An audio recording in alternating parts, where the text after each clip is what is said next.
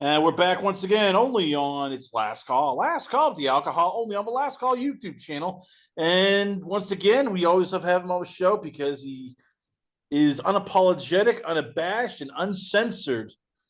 The man with the 26-inch pythons who Donald Trump's still trying to hire him as personal security, but they're haggling over price. I'll give you the Wardog himself, Kevin Apollo. So, Kevin, let's start off here. Now, you told me, hey, Chris, I'm not going to get upset. No F bombs. I'm very upset about that, by the way. My Dutch MMA analyst dropped more F bombs than Kevin, but he's like, I'm going to be enlightened. I'm going to be polite. So, because of that, we're only going to talk WWE because that way he can't drop F bombs because no AEW talks. So, let's start off here with Saturday Night Main Event. So it's this Saturday. It's a lot of star power.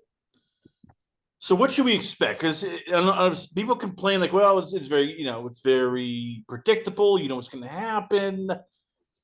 How much is this Saturday Night Main Event? It's for casuals. Like, if you are a hardcore fan who wants to see like swerves and turns and all that, this isn't your show. This is for people who just want to enjoy like a nice, wholesome family product. Yeah, Saturday, especially since they brought it back, right? Yes, old school Saturday Night's Main Event was about advancing the big stories, but doing it for the mainstream audience, right? So like, if a big heel turn happened, or you needed some drama for during the Savage Hogan, storyline, Saturday Night's Main Event got it. Since they came back in what mid 2000s, it's kind of really been more about just kind of showcasing who the main eventers are, and hitting some hitting a high note in the middle of the feud. So I wouldn't expect anything too crazy. I mean, if it were me though, just because things have been a little slow, it's like I am of the it's I know it's an unpopular opinion to have, but I'm kind of like I kind of miss Vince a little bit because Vince, for I say like Vince got a lot more right than he got wrong. I know people like to pretend that wasn't the case, but for every what was it? For every retribution, Vince killed it with the bloodline story, the and kept it hot for a long time. Hunter is kind of things are kind of stagnant right now. And we talked about, I think last time I was on, all the tag divisions are a train wreck. The mid card feuds are not hitting. Yeah, and all, so women's, men's, the mid card titles aren't really doing anything for you. The and we have a hyper focus on the main event, but that's because you have so many main eventers that it's kind of hard to focus on everybody. And although that's not a bad thing, it's kind of proving to not be a good thing. So I would say this is a chance to inject some needed life into a bunch of these storylines. Yes, Paul versus Uso is just that. It's a feel good spectacle match, which is all it needs to be. The but everything else that's going on, and honestly, it's things have been a little boring that I actually can't even tell you what's on the rest of the show until you show it to me. the the but Oh, our truth and Cena.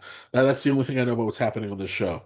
But yeah, this is a chance to kind of turn up some heat and get a little renewed interest.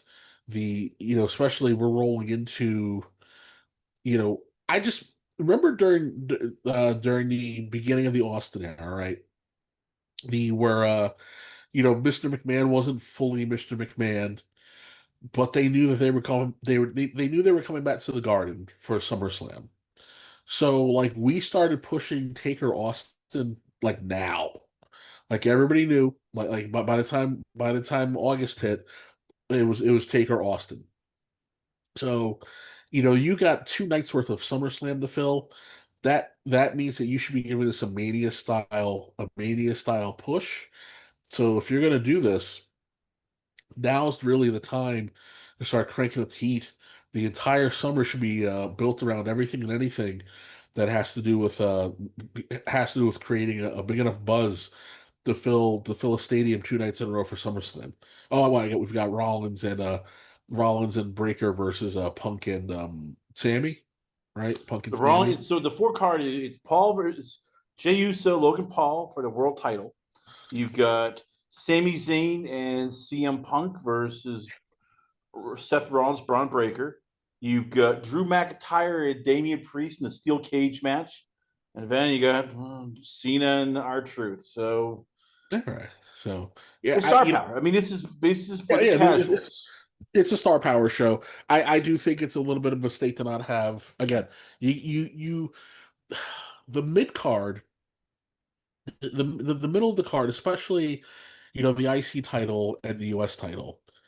The, those belts existed because after the heel got done losing to Hogan, they were going to drop down to the card, but you needed a way to keep that heel hot enough so if they ever had to go back to fight Hogan again, they wouldn't require that much effort to tell the story to get people up there. It's the same thing with the with your soon to be main eventers. You've got to get them in a spot where they're shining and winning and staying over enough with enough drama that when it comes time to pull them up, if someone gets hurt, it's not that hard of a sell. And right now, the mid card is just being used to fill out the middle of the card, and that's a big mistake. That's a big mistake. Yes, Vince was guilty of this for a very long time. It really depended on who the title holder was, if he wanted to give a crap about the middle belts. But initially, Hunter started off pretty strong with that. And now it's really fallen off, and I don't get it. I don't know if it's we have too many cooks, if we have too many cooks in the kitchen, or if you need more writers and everybody's spread a little thin, the they've got to find a way to get people more interested because you have a lot of guys who are trapped in the middle who need to break through. And I know the WWE loves to not move people until there's room for someone, but you're also going to run the risk of somebody falling off. Yeah, and when I say that in particular, I mean specifically someone like an LA Knight. He's still pretty hot. They haven't done much with him, but he's still pretty hot. But you got to move up soon. You want to do something with Jimmy. The problem is there's nothing for Jimmy to do because there's no room for Jimmy. He's just kind of floating around. But if you want to maximize him, you gotta give him something. You know, um, Jacob is hot just by virtue of he's so damn charismatic and so physical in the ring that you couldn't help but gravitate towards him. But on the other side of that, you Solo lost a lot of esteem because the Solo character now talks now, so he's in a little bit of a different spot, and he had so much momentum that he could have absorbed the losses, but there's no balance now. So when you roll into a Saturday night event, yes, this is a special attraction show, so all your big names are out there, but there should be at least one or two matches, and they don't have to be anything crazy. We're talking, I'm talking like 6 to 8 minutes, something that is a quick storyline or a quick get over match for an up and comer, where you're introducing the next group of guys to the people who are going to be watching. It's they have a lot of TV time, and I don't to me SmackDown's still the better show, but there's no urgency to watch SmackDown right away. I think Raw has a lot of really good matches, but not enough story. So they've really got to find a way to ratchet it up a little bit. You got a lot of girls that no one cares about that you should. Again, their women's division is extremely talented, top to bottom. You got a lot of NXT people who are going to be coming up soon, and you got to make room for the new kids. Um, there's a lot. You know what? I think they're finally going to make a move on NXT Europe. So there's just a lot going on that I feel like it's a lot of time wasting. And I'm not there. I could be wrong, but it just when you come out of Mania, when we're on this side of Mania. The beautiful thing about WrestleMania weekend used to be WrestleMania was the end point. The Monday Night Raw was essentially your New Year's Day. The everything started all over, everything was brand new, fresh, started all over again. And we should have been in the middle of enjoying, the enjoying a fresh wave of momentum, and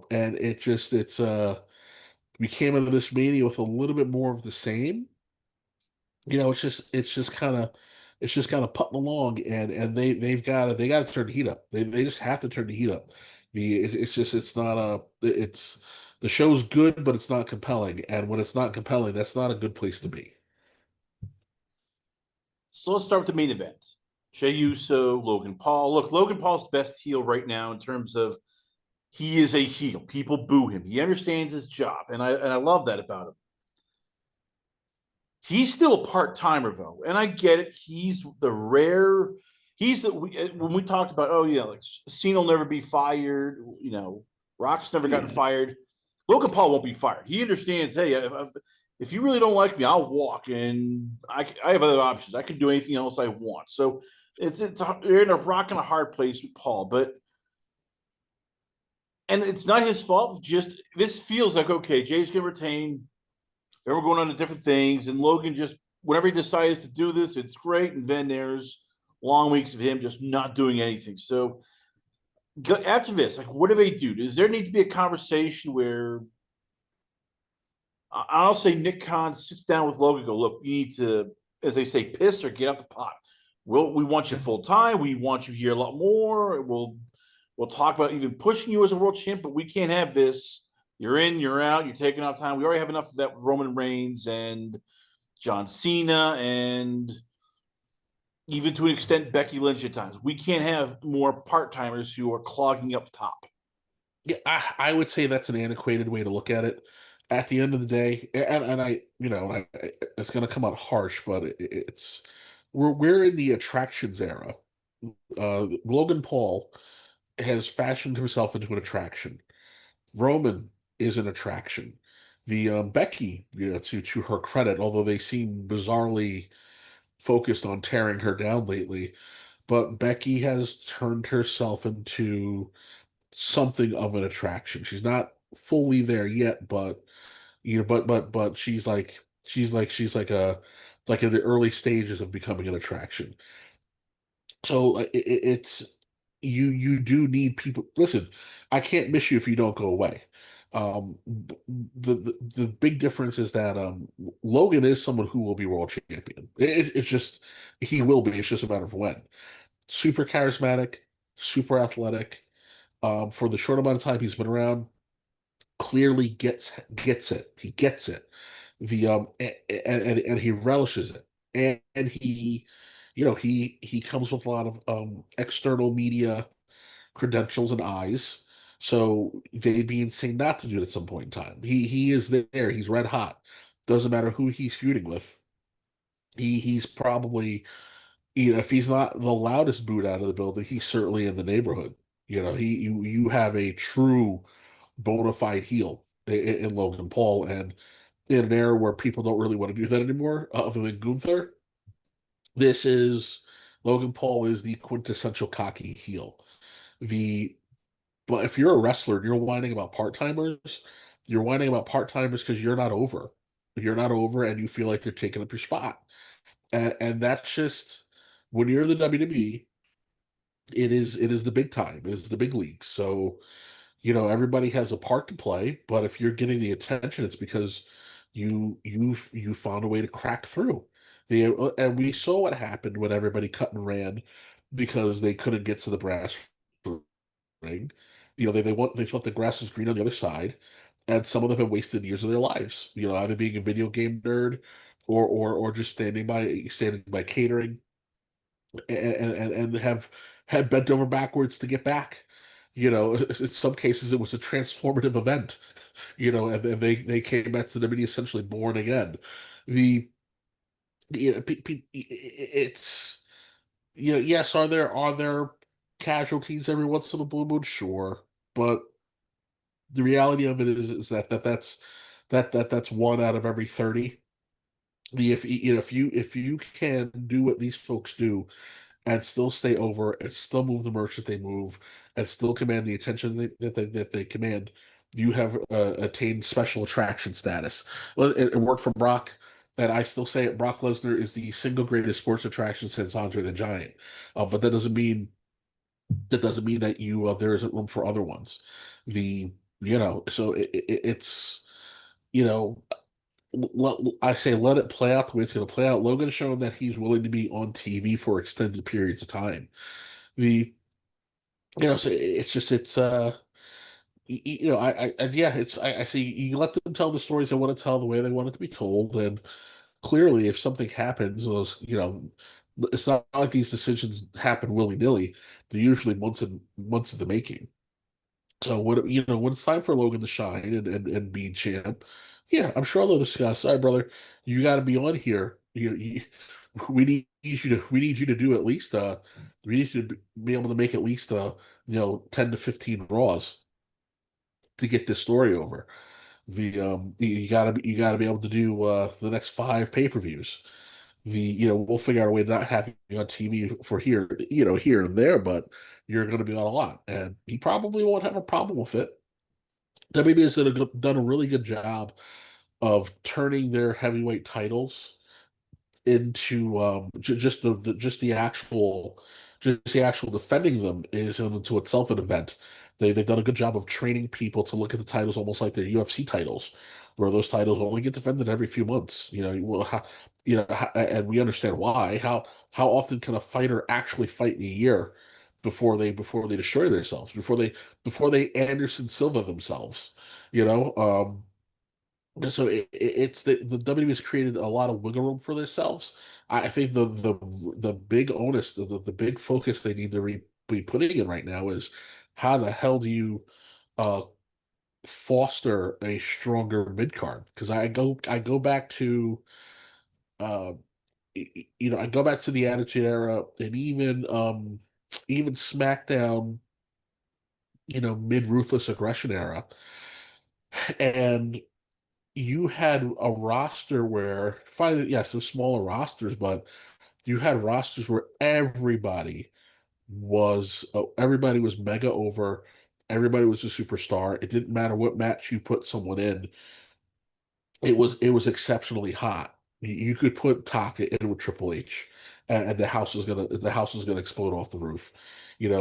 It's they've got to find a way to get back to that place where everybody's in a healthy enough rotation, and people care enough about them that you can you can get more out of your Saturday night's main events. I guess is really what I'm going for. There should be a little more excitement coming into this, and to me, it's just a showcase of the big names, and that's unfortunate. Not saying it's a bad thing, right? They're not in a bad space. I'm just saying in terms of if you are a wrestling fan and you wrestling fans tend to know, these rosters up and down and they have their favorites. You've got to create more opportunity for the fan who's going to be there for you 365. You got to find a way a little bit more. You got to find a little bit harder to get them what they want to see more of. Let's talk a cage match. It's McIntyre, Damian Priest. Both guys are reportedly working incredibly hurt. No surprise, they've been in some brutal matches. They're taking bumps that you probably look and go, I don't know if that's smart, but all right. And neither complains a lot. I mean, we've seen a lot of guys complain about, well, I'm not getting this, I'm not getting that, my title run sucked. The two of them have kept quiet. Priest a lot, and I love this match and I hate this match. I love it because it's going to be a great match, going to kill it. I hate it because you're keeping these two guys aside. They're kind of stuck, and I get it. You got Cena, you got Jay. You don't want to take a title off either guy, but what do you do with these two? And at some point, like as I said, I want Drew McIntyre to retire John Cena. You got to give him something for carrying the CM Punk feud when Punk was literally injured, for carrying WWE during the COVID era when nobody was in the crowd, for literally, doing everything you've asked him to. I mean, there's got to be a reward. Otherwise, it's just to him it might feel like, well, I'm just the utility guy you use, and similar to Priest. his world title run was what, 5 minutes, basically. A lot of opponents slipping on the banana peels, CM Punk screwing people over, and then up quickly went to Gunther. Like, what's the end game for both these two here? Well, I think we're being a little harsh on Priest's title run. I thought he had a very respectable first title run. We've seen disastrous title runs in the WWE for, when they want to put something in the world on a younger, or rather, I should say, on a newer champion. That was done to elevate Priest.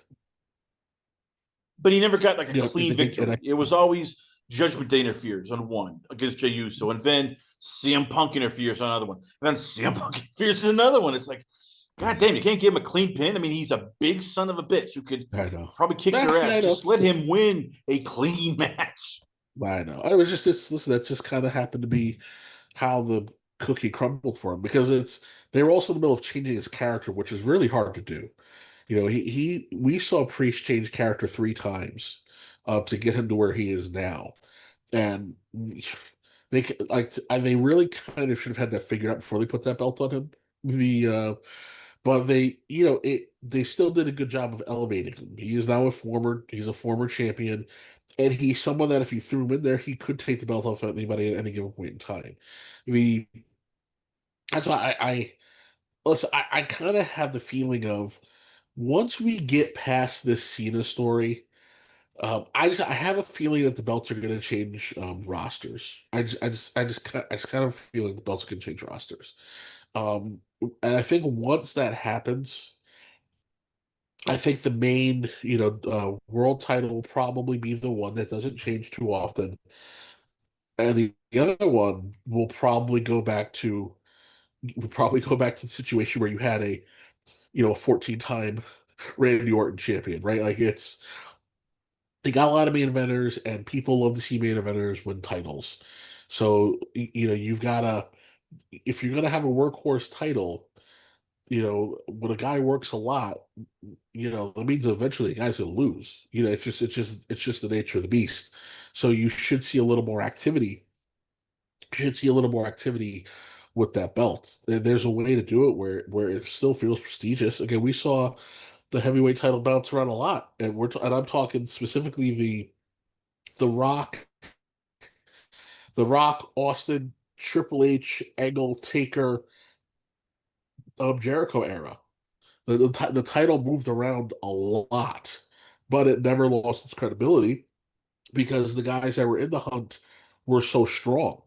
And really think about how long was any Triple H title run, outside of the Helmsley McMahon era, and he could still possibly lose it at the drop of a hat, and then the title run leading into the dawn of Evolution, all the way up to WrestleMania 20 what 21. So from 19 to 21, you still had a mini break in between. You know what I mean? So you can't have meaningful title runs, and they're just shorter. A short title run isn't a bad thing. The That's why I'm like everybody's kind of be a little more patient because we've got to let this story wrap up. We got to let these stories wrap up. Again, the only thing I wish they would have done differently is I don't like this is specific to Jey Uso, right? The Triple H taking that old school tact of baby faces need sympathy, so they always have to be in a little bit of peril. But Jay has defended the belt a couple times on Raw, and Jay has yet to go over super duper definitively. The so like the Rollins match that ended in a DQ, right? That was that or DQ or no contest, and Jay still wasn't the one left standing. So it's whereas like when stuff happened with Priest was still able to be left standing tall. You've got to show you've got it's a psychological game. People need to see the champion standing tall. I'm assuming that's what this moment's going to be with him and Logan because Logan's got a lot of heat on him. He's got a lot of heat on him. So I'm assuming we're going to finally give Jay that moment. But I hope that doesn't mean that when we get back to Raw, it's going to be back to more of the same. I just don't want to see that. And these everything is lacking momentum, and they've got to start to build it. They just got to start to build it, and it starts with the small things. It's so again, Drew and Priest in the cage, cool. Haas fight in the cage. Drew seems to excel in cage matches. It'll should be a nice big banger moment. It's increasing their stock. It's increasing their stock. They're still going to be in a really strong position. The What I would say is, okay, where we need to be. What does this mean for SummerSlam? What do you do with them at SummerSlam, right? Because you really can't. There really is no reason to do this match again. I know it's an old school mentality, but once you start pulling in the stipulations, like why are they even really having the cage match to begin with? These guys have beaten the crap out of each other. They beat the crap out of each other in four ways, in three ways, and what are that Chicago street fight thing. And it's not like they're dealing it's not like they're dealing with outside interference that you would need the cage. The cage is supposed to stop outside interference. The so it's just a stipulation because someone wanted to see a cage match happening on Saturday night's main event. Because Saturday night's main event used to get all the dope cage matches. The I think it's my big thing. There just needs to be a little more thought put into the why they're doing things, and you'll get more mileage and momentum out of it. But yes, they're both due for something. It's just a matter of just kind of looking at how they're booking. They're taking a very methodical approach to it. So I'm like, all right, let's just see what happens. Let's see what happens when we get to SummerSlam. SummerSlam for these guys is going to be it's going to be a big shitting at the pot moment. Because once SummerSlam is done, it's really all roads lead to Survivor Series. It's really just all roads lead to the Rumble. But they can't have a last half of the year like they had last time, where people are like, what the hell is going on? It's just not going to fly. It's just not going to fly. And the honeymoon period is over. Honeymoon period's over. People are getting a little impatient, and I do think rightfully so. Again, the show hasn't been bad, but it hasn't been must see TV either. And the there's just got to be a sense of urgency that these shows are missing. And then so we covered Uso versus Paul. We've covered Priest versus McIntyre. Let's talk Sami Zayn, CM Punk versus Braun Breaker, Seth Rollins. What do you do with this? Because you're sort of you want to have this as a two-man power team. Maybe you might bring in some other people. You and I debated that for the last couple of weeks, but you don't want CM Punk and Zayn to sort of lose right away. So is this one of those things where we should see shenanigans where some people are saying, "Oh, Sami Zayn is going to turn and join," blah blah blah. Rollins Yeah, and Breaker. What is a realistic option for this match so that nobody sort of everybody can move forward but without moving on? I mean the heels should just go over. The heels go over. They're not gonna this part of the feud isn't gonna be done anytime soon. So you're still in the early phases where the heels can go over by get over by the skin of their teeth. The All the baby faces have to do is get over, and who's getting more over than CM Punk right now? This one's just super simple. The Just get the pin and go on. If you're gonna turn Sammy, then I wouldn't do it. Maybe you do it here because it's Saturday night's main event. You want a lot of you want a lot of momentum going into it. But then if that's the case, then I would go. Sammy eats the pin. Punk gets a little pissed. Sammy socks him. Rollins like, oh cool bet. They slide in and everybody puts the boots to Punk. And now Punk is the odd man out and gets a shit ton of sympathy. And and we go on to Monday and Sammy can explain what he did. And now you can go do Sammy and Jay. The you go do Sammy and Jay. And finally we move the story along. The I think whoever's partnering with Punk should be someone who is over but kind of left out in the weeds right now. And I would say potentially that would probably be a good place for Jimmy. right? If you're going to do this, you could. I put Jimmy with Punk and let them keep getting thrown at Rollins and the rest of the group. The or Roman's back in the fray, or you got Roman back in the fray, and he's on regularly until SummerSlam. The or Punk is the odd man out, and because now because there's three of them, Punk and Jimmy can't get the upper hand, and then Roman comes back to even the odds, and now now Punk and Roman have to find a way to work together the to defeat the common enemy. The I also too I think it's stupid that Becky isn't with them. Everybody knows they're married. Everybody knows they're together. The and kind of going off of what Rollins' end goal is, it doesn't make sense that a woman's champion isn't going to be with them. Because listen, Becky doesn't have to wrestle all the time.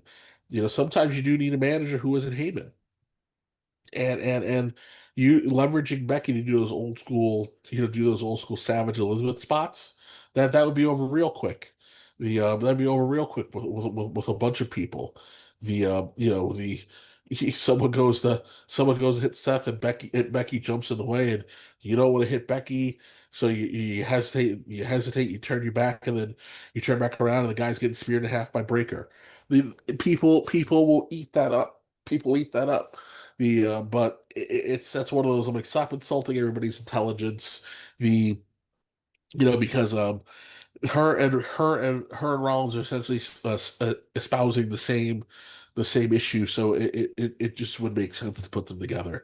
The only difference is that I don't buy, like very similar to Cena, I'm not buying what Becky's selling in terms of the heel turn. It's a lot of I'm bad now and it's all your fault. It's I don't quite get what the WWE is trying to do here, but whatever, whatever.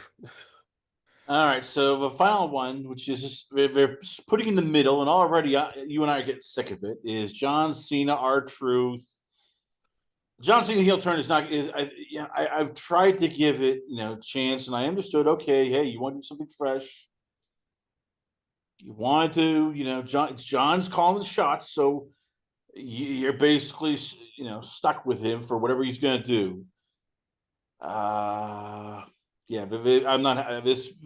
This to me is a waste of a match. And then now on top of that, we're hearing that, oh, by the way, we're not getting a title defense at Money in the Bank. No, we're getting Travis Scott and John Cena teaming up. I'm getting sick of this here, Kevin. It's bad enough we're doing a comedy act in the main event title scene. Even though it's a non-title, it's like, okay, now we're getting Travis. Now another pay-per-view is going to not have this here.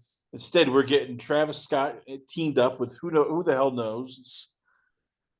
I really hate this, and this is. I hate to use the word, but here, this is bullshit.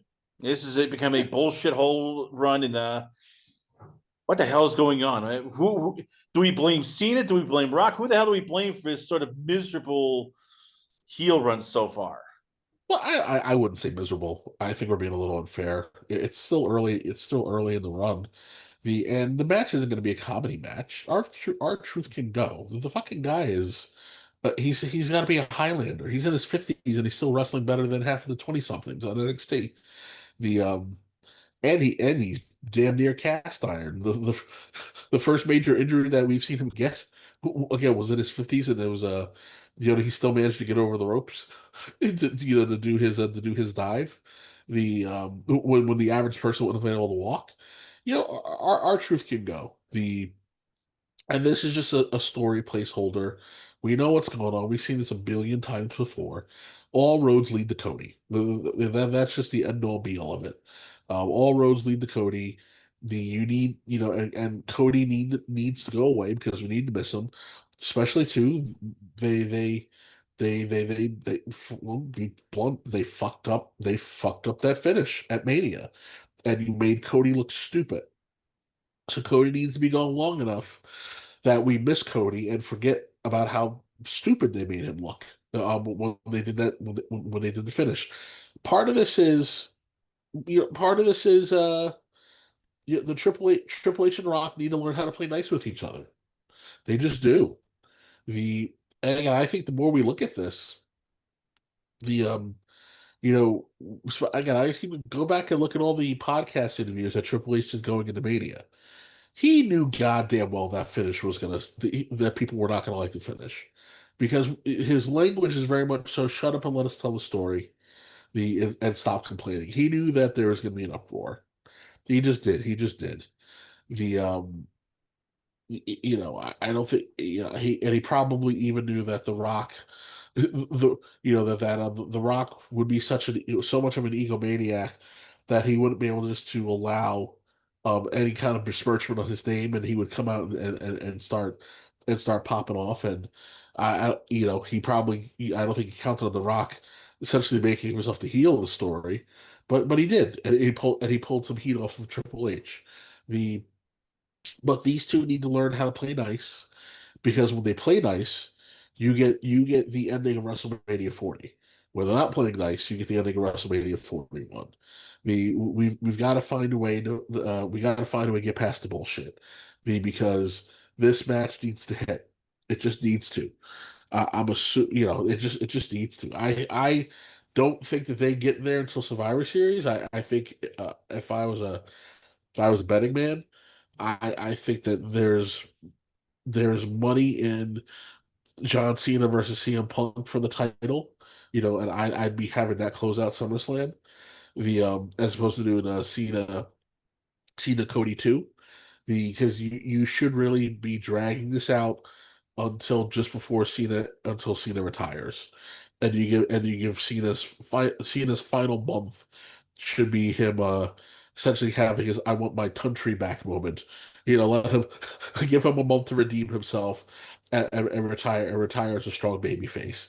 The and for those who don't know, the the infamous Sergeant Slaughter face turn, where he's supposed to be saying, "I want my country back," and it's "my country." The Cena needs his "I want my country back" moment. So, in my opinion, this we should be again, SummerSlam should be Cena Punk. Survivor Series should be Cena Cody, and everything else in between is just kind of like Cody's slow build to recapture his momentum, and go challenge the big villain again. The And what that looks like, probably somewhere in between Z is you're gonna have to do some kind of a tag match, so that Cody can get his comeuppance on Travis Scott, and move that story along, or whatever it is you want to do with it. We still got some twists and turns. There's a whole lot of TV in between, so yeah, it just is what it is. But again, the Cena storyline is just starting. It just, again, the TV as a whole has not been compelling. There's a lot of interesting pieces. There's a lot of decent storytelling, but there's nothing compelling right now. There's nothing saying that I have to make the show a priority, that I need to watch this right now. And we think about when you have a heel John Cena threatening to leave wrestling, that should be must-see TV. In reality, like, baby faces should be tripping over themselves to get their hands on this guy, and Cena should be slaying them all. Cena should be slaying them all until until there's no choice but to hit Cody's music. Well, speaking of music, let's hear the sound of music. Viva Las Vegas, baby. It might be coming back. That's right. Sorry about that. Louisiana is out of WrestleMania 42. Yep. Hey, when The Rock said WrestleMania is coming to WrestleMania 42, shut up, bitch. He meant, Rock, it's coming to Las Vegas 42. Yeah, this is a nephew to the fans, nephew to Louisiana. This is a nephew to everybody by TKO. And this is what you get when you get corporate overlords who they care about the bottom line. And a lot of them are based in Vegas. I could have told you this is what they did in boxing. Hey, we're going back to Vegas, baby. Vegas for everything. Man, this is basically you're getting bent over, spread the cheeks, and you're getting porked. And I'm not talking to hey, let's sip Hmm. into something comfortable and maybe do some lube. No, this is dry, just getting boned. So Kevin, usually I'm the one. You ever one dropping f bombs? I'm the one right now dropping f bombs. Like this is really. How do you spin this if you're WWE TKO? Like, hey, we hear the fans. We want to bring this to different events. We're gonna give Louisiana, and then they turn around. Not even 2 months. The body's not even old yet, and they just after Louisiana. But you listen, it's a bidding process. This is business. This is business.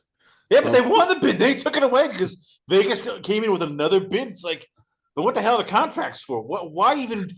the I mean, if I'm Louisiana, I'm literally going to WWE going, hey, you can go F yourselves here. We're going to next. well, I would say like I would love to see the contracts. I would love to see so like if I accepted the bid, well there's got to be a provision or else they'd be being sued.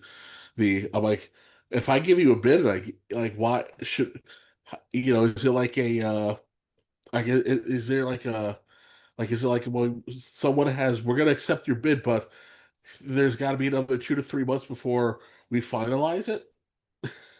So that means I still have to be I still have to worry about I still have to worry about someone coming and bustling into my shit. I mean that's kind of annoying. But listen, I get it, man. WB, this is about money. It sucks. It sucks. Now I'm sure they'll get to Louisiana eventually. But this is about money. Listen, this is like listen, I'm a traditionalist, right? I think that it's criminal that WrestleMania 50, let alone 40, and 30 did not happen in the Garden. I think that's fucking criminal, man. But guess what? Sorry, New York City, you can't hang right now. The Garden can't hang. It is what it is. It's just it just is what it is. The it's if you want the WWE, the WWE has now the power to change not just the towns but the state's economy in roughly a week. We're talking hundreds of millions of dollars pumped in. You know, that's if you want that blessing, you gotta pay and you gotta compete like everybody else. It's just yeah, man. It sucks, man. It sucks. I feel bad for the kid in the African country right now who's about to get a bunch of WrestleMania New Orleans shirts dumped on them in a couple of weeks. I mean, I don't even get why Vegas. I mean, I get, that a lot of people live there who are in TKO. Hey, it's good. I'm glad Nick Khan's happy, but like this to me felt like, okay, if Louisiana can't do it, go take it to London. London has been begging for this. This is like prime. If you ever want to do a WrestleMania in international territory, London is now the time. Or you could have put it in another city that hasn't had it. This just feels cheap and easy. Like, hey, instead of me wooing a girlfriend, I'm just gonna get a hooker for $50 and I'll get cheap and easy.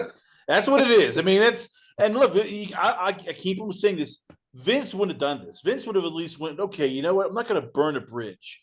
And you say, hey, yeah, I'm taking away WrestleMania, but hey, you get that money in the bank instead. Hey, woo.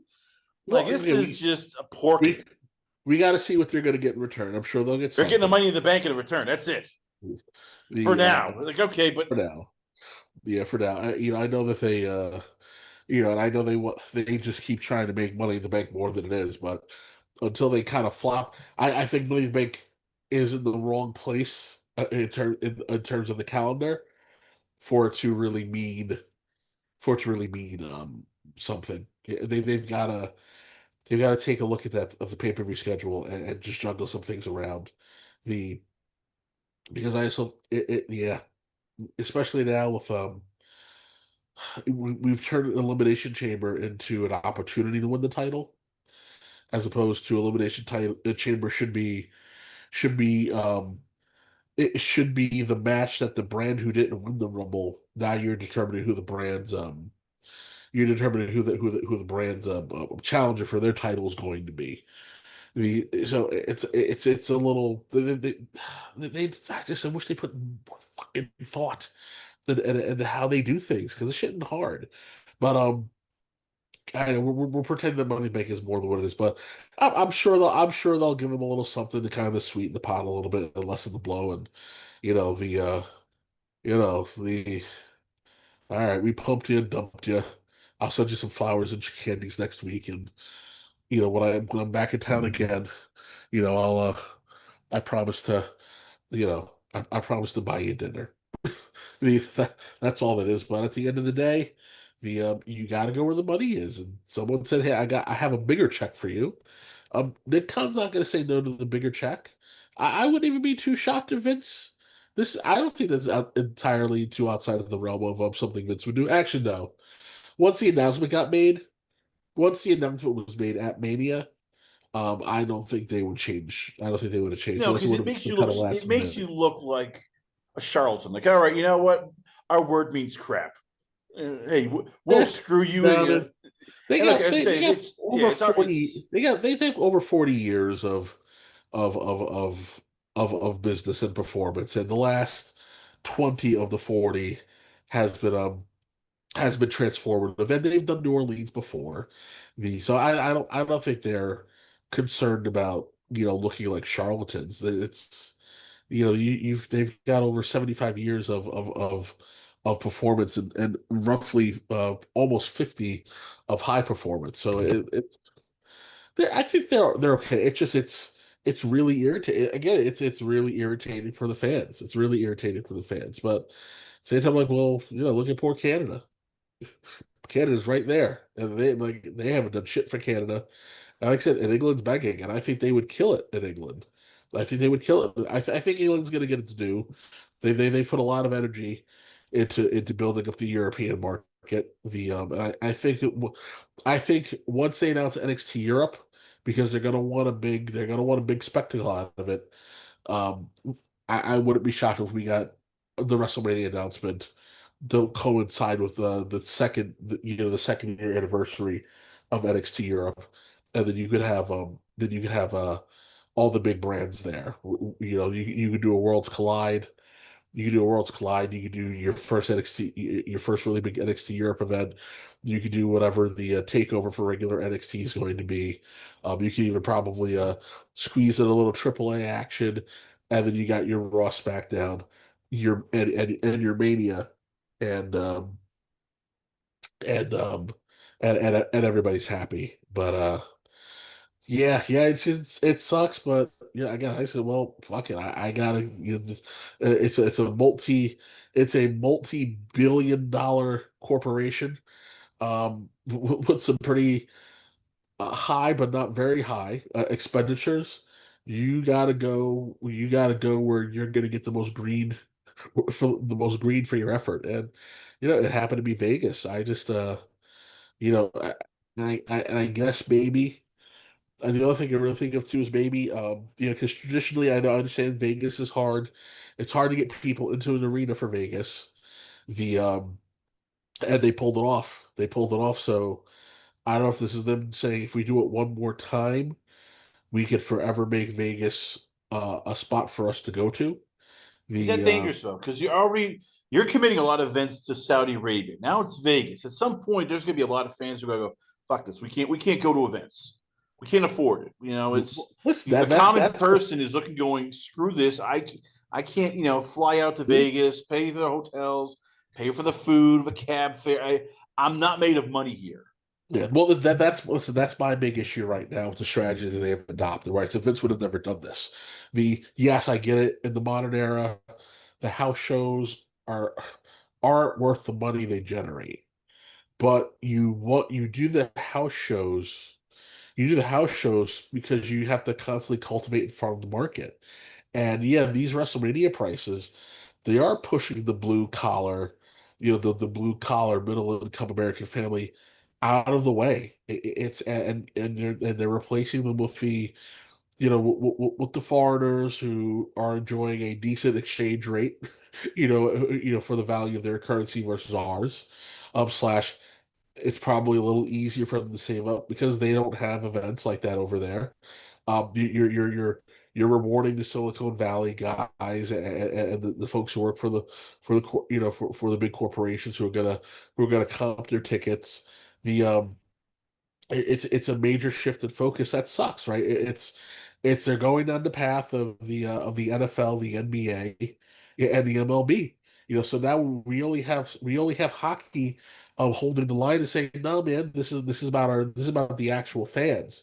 I think it sucks. I'm not a fan of it. The the I think of some like if you look at folks who Missouri, right? Yes, fine.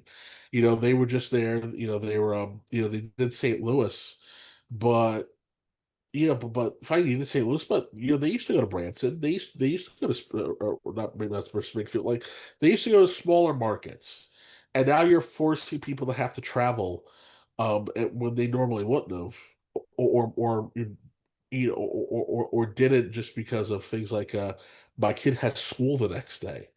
The versus I was like, hey, I can't go to that Raw, but I will go to a house show on this random Saturday. So now you're taking away the house shows. Raw doesn't visit as many places as it used to.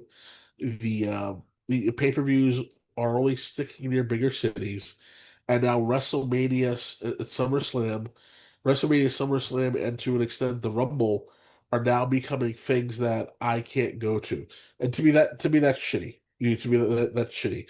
The wrestling has always been something that is supposed to be the the blue collar the blue collar every man fan event.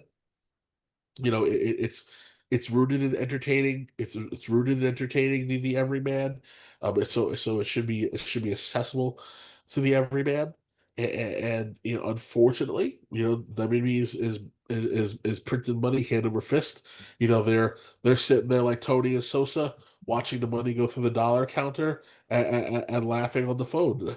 Life can't be better right now for them. So they're not going to stop until until there's some kind of economic incentive to lower prices. Well, there you have it, ladies and gentlemen. He's for the first time ever. I was cursing out more than him. That's a new record here. I give you it's the man, the myth, the legend.